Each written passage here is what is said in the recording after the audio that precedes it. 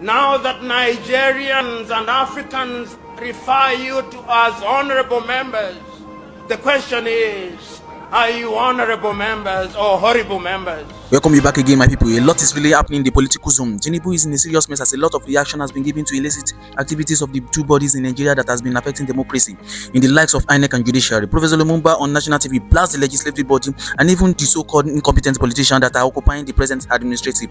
Nigeria Judiciary is so corrupt to the extent that parties now bid for judgment from the court so as to suit their plight to favor them concerning election in Nigeria. This is a video you need to stay glued to, as a lot about the Inec body and the judiciary system are in the mud, with a lot of evidences and allegations levied against them are going to be reviewed here in this video. INEC resident electoral commissioner that nearly truncate election in Adamawa, that tried to change the hand of power to APC, already fled out of the country. If this action are right, why would you think of running? My people, share this video, share it to different social media platforms. If you cannot share it, give it a thumbs up, like it so that YouTube will recommend it for us. We'll be right back. Welcome back to Lagos TV show. The whole of crime scene. It's happening in the street again. The center of political news, celebrity gossip, religious gossip, and happiness in the society. Join us, the voice of Africa. Welcome you back to Lagos TV show, where we bring you political gist, celebrity, and religious gossip. If you have not yet subscribed to this channel, please do well to click the red subscription button and don't forget to click the bell icon so that YouTube will notify you whenever we upload another video. At the early hours of yesterday, Wike came out and said that Nigerians are happy with the present administration of Bola Ahmed TINUBU, the same administration that is not up to 9 months, that the people are already grunting of discomfort in their nation Nigeria. Same administration that came out on live TV that they inherited a dead nation from the previous administration and are not doing anything to make the country better. They are not doing anything to make the country a better place for the citizens to live. Ever since this present administration has emerged as the ruling administration, everything in Nigeria has gone down the drain.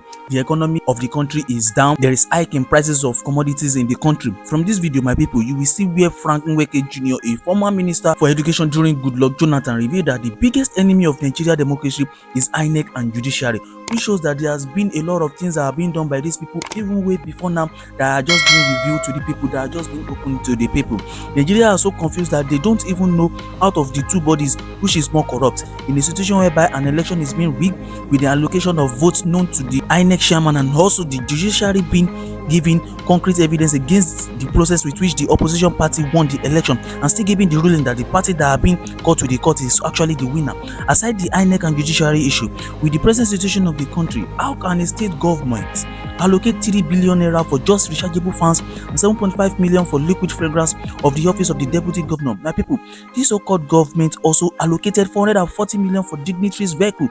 Please now tell me, is Sanwo-Olu not taking after his godfather Bola Ahmed TINUBU? With the present situation of the country, we don't even expect them to be spending huge amount of money for things that are not even necessary, things that cannot be heard of. These people need to introduce Nigerians to their convenience plug so we Nigerians can tap from it to fight back, which will eventually result in revolution. Don't you find it funny that almost all the elections that took place in the country involved the intervention of the judiciary, which has actually confirmed reason why Nigerians shouldn't have confidence in the electoral processes conducted by INEC. Till to the end of this video, where a reverend attacked the INEC, judiciary, and even with the people, he said, ever since we've been complaining about election rigging and corrupt judges giving dictated judgment, has there been any scapegoat brought out for severe punishment? So we people need to gear up if you are ready for this democracy to work in the country, because to him democracy is not yet being practiced in the country. All the shenanigans being done by the parties in Nigeria, and there's no one held accountable for any illicit activity. My people, stay back. We'll be back shortly. If I may say this, if you ask me today the greatest dangers to Nigeria's democracy, I would say it is the institution of INEC and the institution of the judiciary in our country today. They are the two greatest dangers to our democracy today. So if anything were to happen to this democracy, to truncate this democracy today, as is today, we would have to hold the leadership of INEC and the leadership of Nigeria's judiciary responsible for this. And I mean, when you have even sitting judges or retiring judges, justices, at various levels of our judicial system, make the kind of confessions they make the kind of pronouncements they make, these are insiders, these are partakers, these are practitioners within the so-called temple of justice, or more like temples of injustice now. What else can you say? So maybe I'm biased, maybe other people are biased, but when you have major players, when you have participants and partakers, when you have them make the kind of grave revelations, the grave commentaries they make, express deep regrets about certain things going on in this temple of injustice, what else do you have to say? What else do you really have to say? We're not lawyers, right? But like I said, you have some education. There are certain things that are black and white. There are certain things that are a matter of laws. They're there. But when you interpret the law to be white today, interpret the law to be brown tomorrow, on the same facts, they call them similar facts evidence. When you interpret the same similar facts again to be green, and legislators are measured by the number of funerals that they attend, where the efficacy of legislators is measured by the number of weddings they attend, where their significance is measured by the number of men and women that they support on the day of their weddings. And therefore we live in a continent where the legislator is misunderstood. We live in a continent where legislators are not called and expected to perform their traditional functions. We were told then that you, honorable members of the House of Representatives, represented us. We were told then that you are our servants. And for a long time we believed that you are our servants.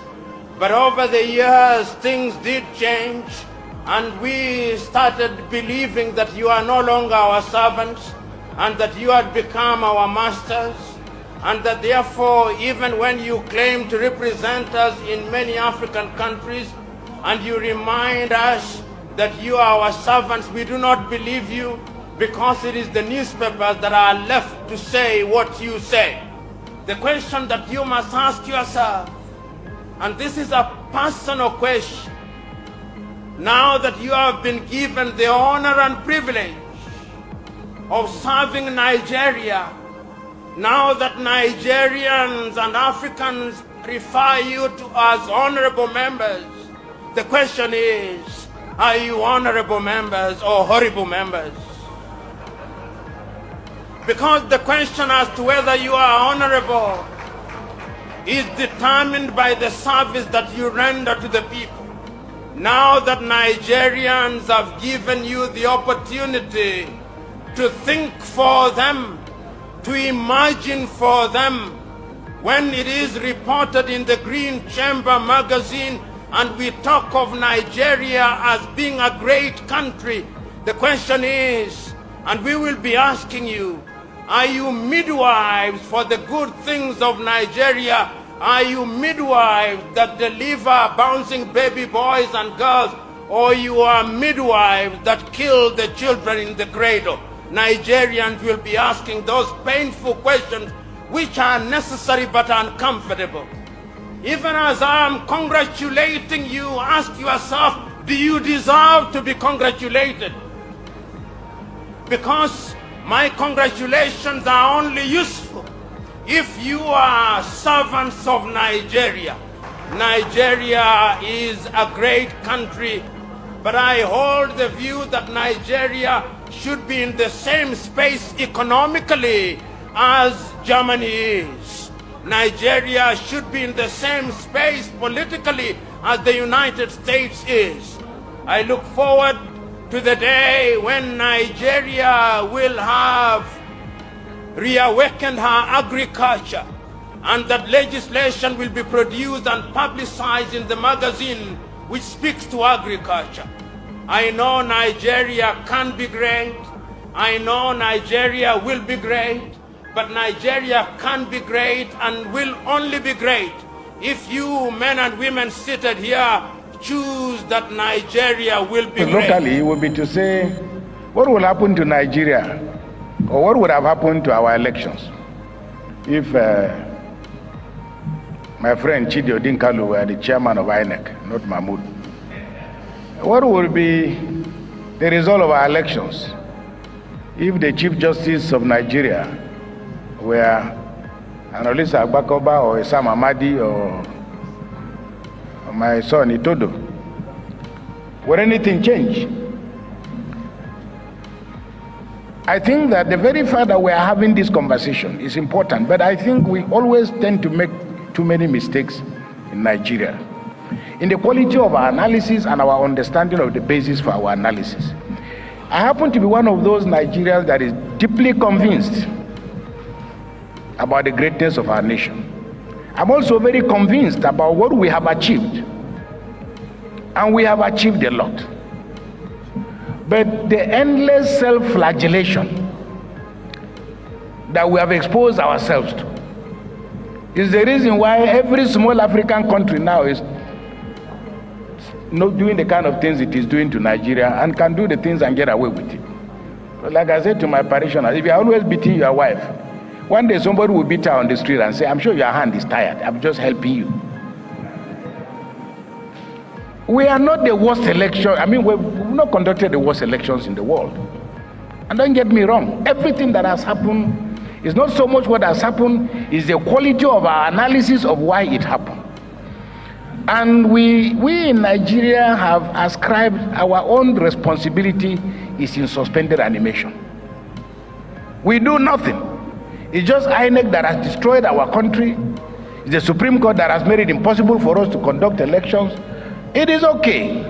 We can find scapegoats.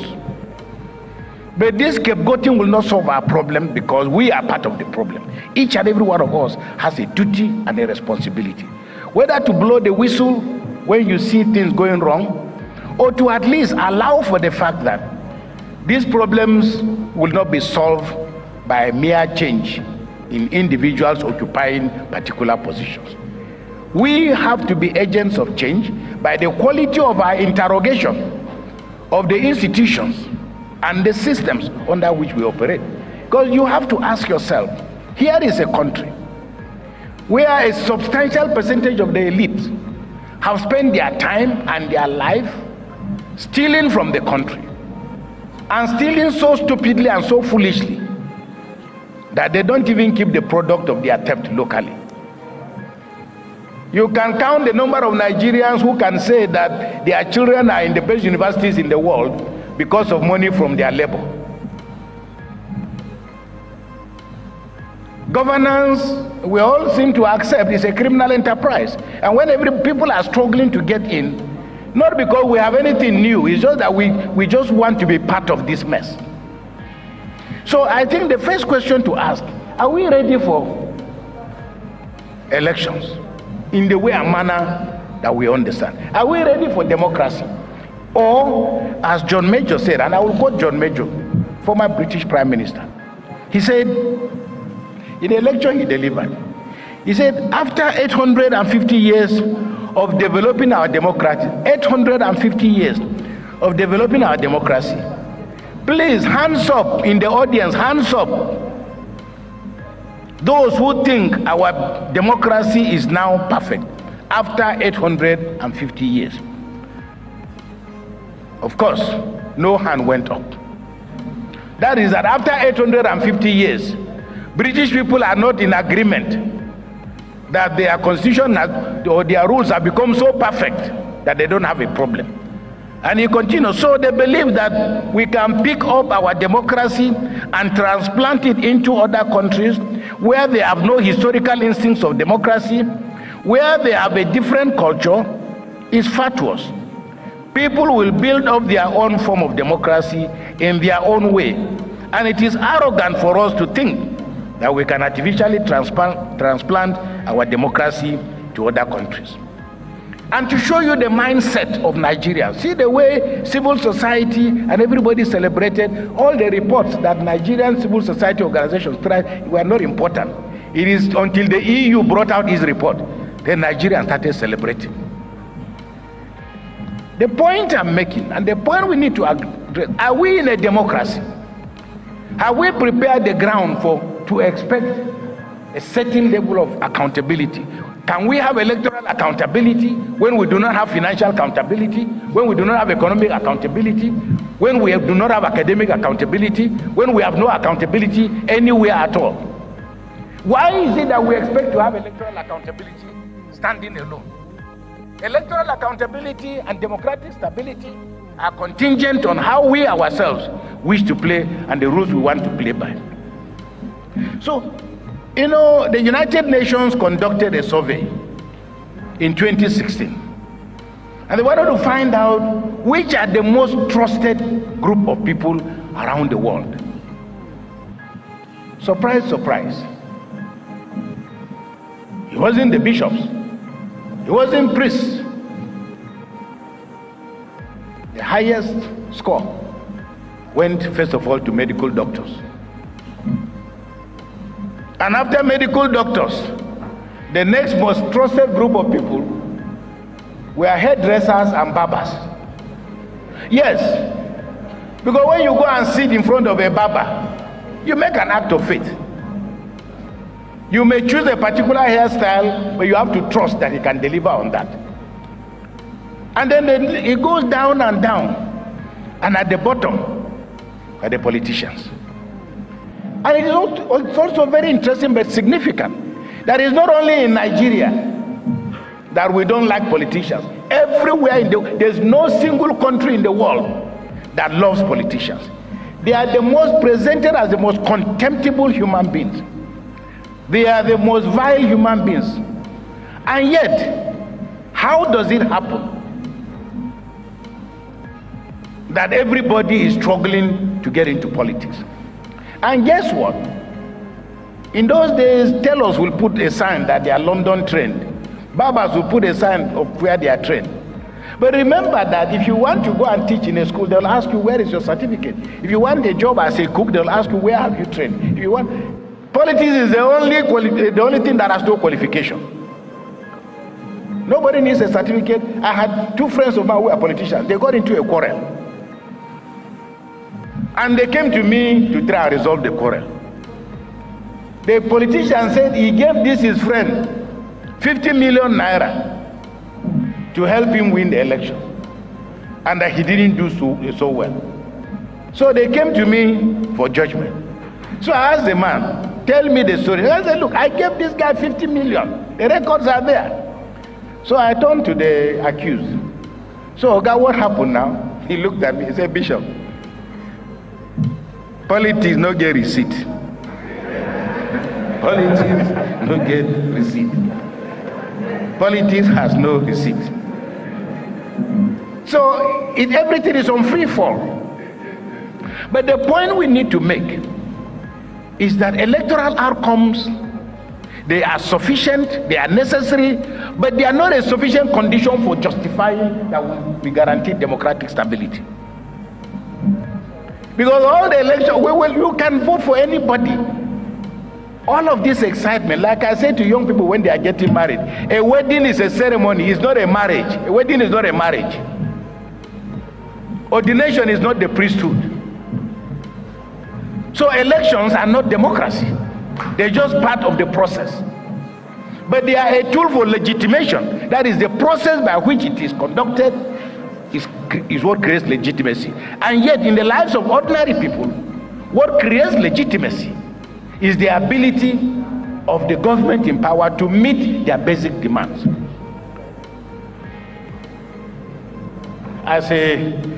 Demo Ibrahim, as a student at the Kennedy School, I took a course on government, and I wasn't too keen on the course, but the Robert, Professor Rodbeck, whom Samamadi knows very well, he insisted, he wanted me to be on the course. I said, Oga, I don't have time. He said, no, but I want your name, just come to the program, even if you don't attend it. I said, but I won't do it. I said, just come, I want you. And I took the course. We now spent time. I didn't know that he was more or less a consultant for Mo Ibrahim. I don't know what happened, but we spent time studying governance across the African continent. And part of our study was largely what was responsible for the governance indicators that are now popular. That is, how do you assess democratic stability? Do people have a voice? Is the system accountable? Is there economic stability? Is there political stability? Is there absence of violence? Is government effective? Are the regulatory mechanisms effective? What is the quality of the rule of law? And do individuals have the ability and the capacity to participate in the processes? What obstacles are there? Our daughter Lois is here. I'm still waiting to see how she's going to climb here. And they are saying they've not been taken on board. And elsewhere in different places now, we didn't think that people with disability, what are they doing with election? We didn't think blind people, stay at home now, what is your business? If you are a cripple, why will you be trying to go to vote? To do what? People would, but have I lost my rights? I remember I served in the West panel, in the West committee. When we went to Lagos, it was one of the most memorable days for me. We were taking, petitions. And this young man came. And he said, okay, you are saying that there must be thumb printing in this process. He was wearing a shirt, but just to shock us, he made like this, a shock. He had no hands. So me, I have no hands. Where am I going to get the thumb to print on your ballot paper? He lost his hand. Welcome back, my people. Democracy, they say, is the government of the people, by the people, and for the people. But what Nigerians are getting from these wicked people that call themselves the government is otherwise. It has gotten to the stage that the votings of the multitude do not count. What Inec now display is allocated votes, and the judiciary now pass a judgment that they are being told to pass against the initial will of the people. You see where Professor Lumumba was blasting our politicians to their faces that are they honorables or horrible politicians. It has now become so usual to loot the country funds without anybody questioning their acts. Imagine a law that doesn't have a death sentence for any offense committed by any of the administrative will eventually give more rooms for looting of funds. Wike had the gut to say on national TV that Nigerians are happy with present administration, and it baffles me and gets me surprised. How are we happy? Nigerians are happy with the high dollars to naira rate, happy with every single news that has been broken every morning about the looting of funds, leaving the citizens to be suffering. My people, this leaves me with the question, are we really happy? Because I believe this is not how democracy is done in any other developed country. My people, feel free to drop your opinion in the comment section as I will be drawing the curtains to close here. Do not forget to subscribe to our channel, share and like, click the red subscription button so that YouTube will notify you anytime we drop our next video. Bye for now.